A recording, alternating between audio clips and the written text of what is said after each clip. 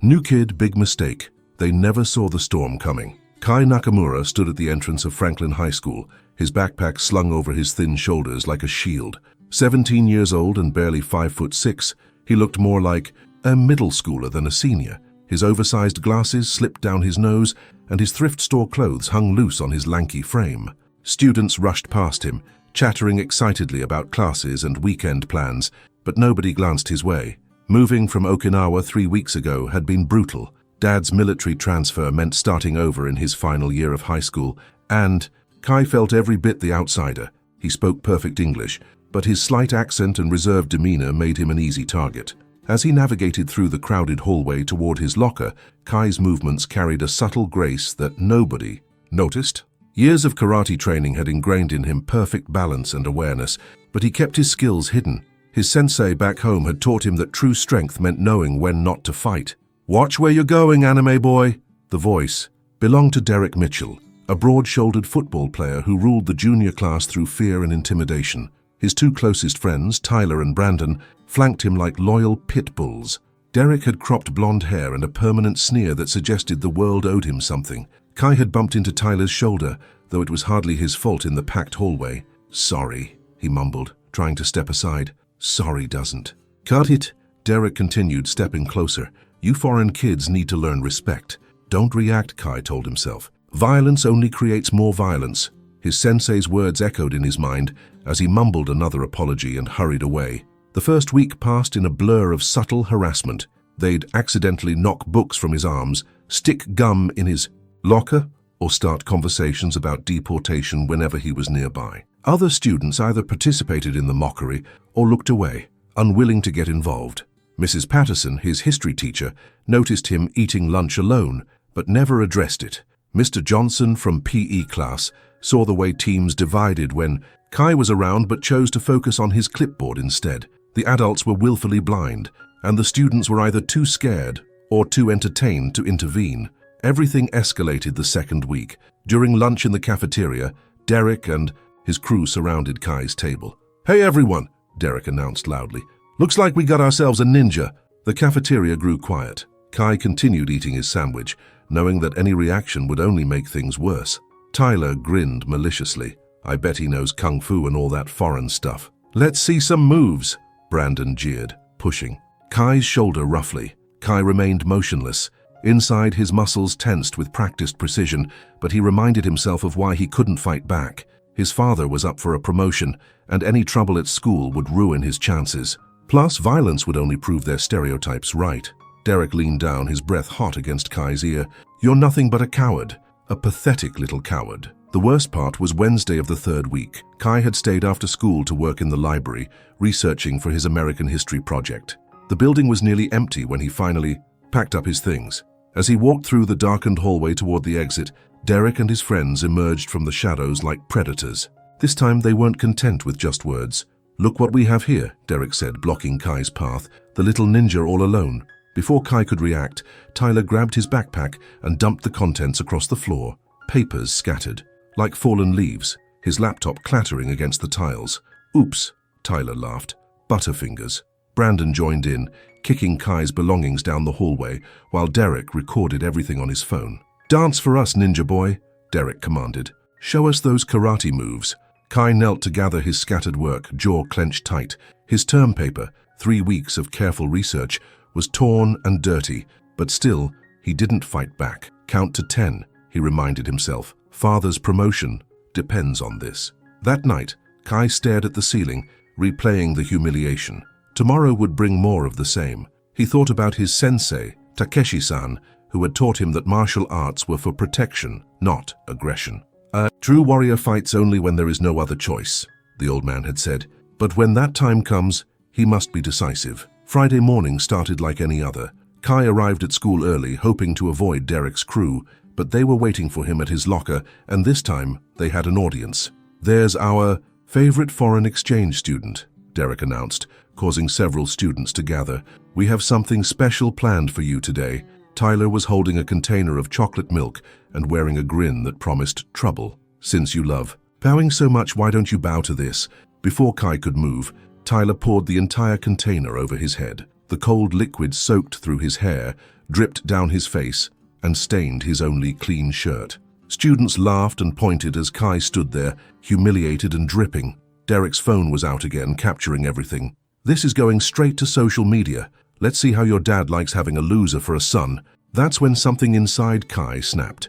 The mention of his father, the man working 16-hour days to provide for their family, the man who'd sacrificed his own dreams to give Kai opportunities, ignited a fire that no amount of philosophical restraint could contain. Kai straightened slowly, milk still dripping from his hair. His posture shifted subtly, and those who knew anything about body language would have noticed the change. His feet found their stance automatically, weight balanced perfectly. "You okay there, ninja boy?" Derek taunted, stepping closer.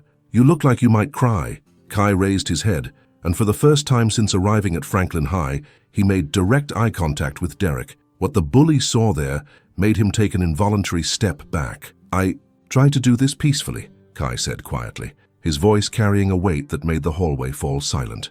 "Bert, you just couldn't leave it alone." Derek's friends sensed the change too. Tyler and Brandon flanked their leader, but their usual confidence wavered. "What's that supposed to mean?" Derek demanded, though his voice cracked slightly. Kai reached up and removed his glasses, folding them carefully and placing them in his shirt pocket. The simple action seemed to transform him completely. Without the thick lenses, his eyes were sharp and focused, carrying an intensity that made several onlookers take a step back. "It means," Kai said, rolling his shoulders, "you picked the wrong person." Derek swung first, throwing a wild haymaker that would have connected with any normal target, but Kai simply tilted his head, letting the fist whistle past his ear. In the same motion, he stepped forward and drove his elbow into Derek's ribs with surgical precision. The bully gasped, doubling over, giving Kai the opening he needed. A quick palm strike to Derek's solar plexus sent him stumbling backward, clutching his chest. Tyler rushed in next, trying to grab Kai from behind. Kai sensed the movement without turning around. He sidestepped, caught Tyler's wrist, and used the larger boy's momentum against him. A simple hip throw sent Tyler crashing into the lockers with a resounding clang. Brandon, seeing his friends being systematically dismantled, hesitated. That hesitation cost him. Kai moved like water, flowing around Brandon's clumsy punch and responding with a lightning-fast combination. A finger strike to the nerve cluster in Brandon's shoulder, followed by a sweep that sent him face first to the floor. The entire confrontation lasted less than 30 seconds. Derek lay on his back, gasping for air. Tyler groaned against the lockers, his shoulder clearly dislocated. Brandon whimpered on the floor, his arm hanging at an odd angle. The hallway was dead silent. Students who had gathered to watch the expected humiliation of the quiet new kid now stared in shock at the three bullies writhing on the floor. Kai stood in the center of it all, not even breathing hard. He retrieved his glasses and put them back on, the transformation almost making him seem like a different person entirely. Principal Rodriguez appeared at the end of the hallway, drawn by the commotion. He took in the scene, three of his most problematic students on the ground, one quiet exchange student standing over them, and surprisingly, he smiled. "Mr. Nakamura," he said calmly, "I think we need to have a talk. You boys," he gestured, to Derek and his friends, "report to the nurse, after that my office." As the crowd began to disperse, whispers following Kai wherever he went, Derek struggled to his feet. His face was red with humiliation and rage. "This isn't over," he hissed. Kai looked at him with something that might have been pity. "For you? Yes, it is." He paused, his voice dropping to a whisper only Derek could hear. "Next time you want to humiliate someone, remember that you never know who you're dealing with. I let you off easy this time. There won't be a next time." Derek's eyes went wide. There was something in Kai's tone that convinced him this wasn't a typical high school threat. He shuffled away, his friends supporting each other as they headed to the nurse's office.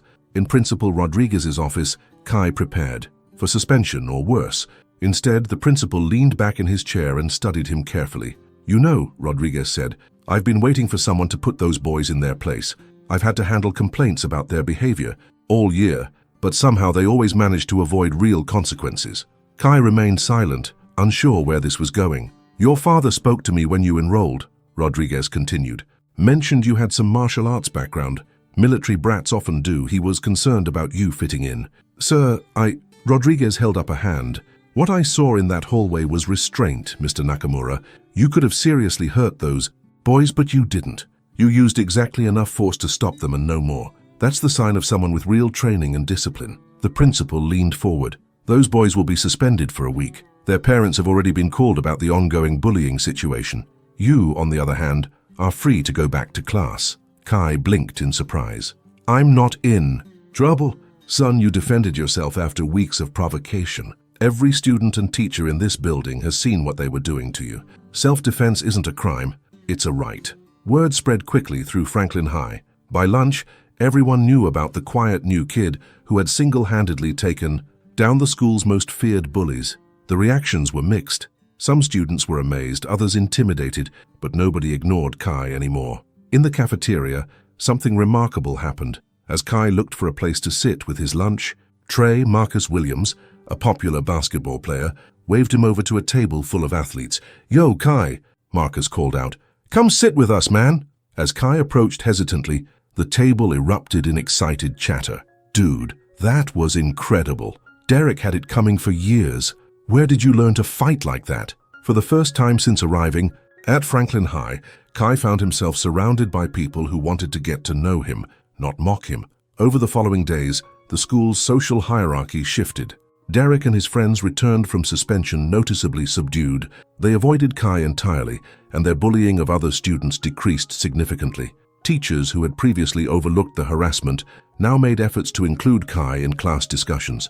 Mrs. Patterson asked him to share about Japanese culture with the history class. Mr. Johnson invited him to demonstrate some basic martial arts moves during PE, but perhaps the most significant change was in Kai himself. He no longer hunched his shoulders or hurried through hallways. His posture straightened, and he made eye contact when people spoke to him. 3 weeks after the confrontation, Derek approached Kai at his locker. The hallway tensed, everyone remembering what had happened last time. "Hey," Derek said quietly, his usual arrogance replaced with something that might have been regret. Kai turned, alert, but not aggressive. "Derek, look, Derek struggled with the words. "I wanted to say I'm sorry. What we did was wrong. I was wrong." Kai studied him for a moment. "Why?" Derek shifted uncomfortably. "My dad made me watch that video Tyler posted. He was disgusted, said I was exactly the kind of bully he hoped I'd never become." He paused, gathering courage. "He told me his own story about being the new kid once, about how hard it was. And now?" Kai asked. "Now I'm trying to be better. We all are. I know that doesn't erase what happened, but I wanted you to know." Kai nodded slowly. "Thank you. That means something." Derek extended his hand awkwardly. After a moment, Kai shook it. As Derek walked away, Sarah Chen, a girl who had witnessed his humiliation but never intervened, approached Kai. "That was really mature of you," she said. "Not everyone would have accepted his apology." Kai smiled slightly. "My sensei taught me that true strength includes knowing when to show mercy." "Your sensei?" "My martial arts teacher back home. He said that fighting should always be the last resort, but when it becomes necessary, you must be decisive. More importantly, you never forget who you are in the process." Sarah nodded thoughtfully. "You could have really hurt them that day." "But I didn't," Kai replied. "That was the point. I wanted to stop them, not destroy them." Months later, as senior year drew to a close, Kai reflected on how much had changed. He'd made genuine friends, earned the respect of his teachers, and even started dating Sarah. His father had received the promotion he'd hoped for, and the family had settled comfortably into their new life. Most importantly, Kai had learned that standing up for yourself didn't mean becoming what you fought against. He'd found the balance between strength and compassion, between defending yourself and maintaining your principles. Derek, Tyler, and Brandon had changed too. They still weren't close friends with Kai, but they treated him with respect. More significantly, they'd stopped bullying others entirely.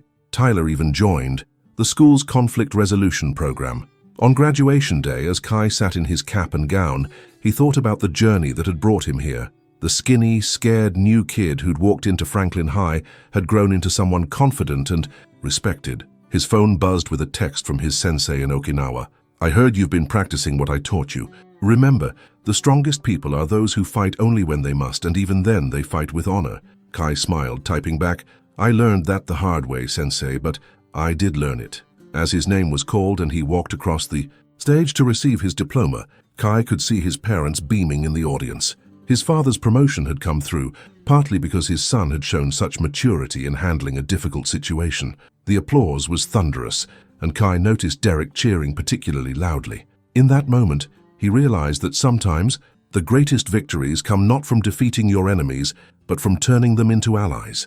Later that evening, at the graduation party, Sarah found Kai standing alone on the balcony, looking out at the sunset. "You're thinking about something deep," she observed, joining him. "Just reflecting," Kai said, "about how everything changed after that day. Do you regret it? Fighting back, I mean?"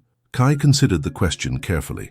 "No, I regret that it was necessary, but I don't regret standing up for myself. My sensei always said that a true warrior's strength comes from knowing when to fight and when to walk away. But more than that, it comes from never losing sight of who you want to be."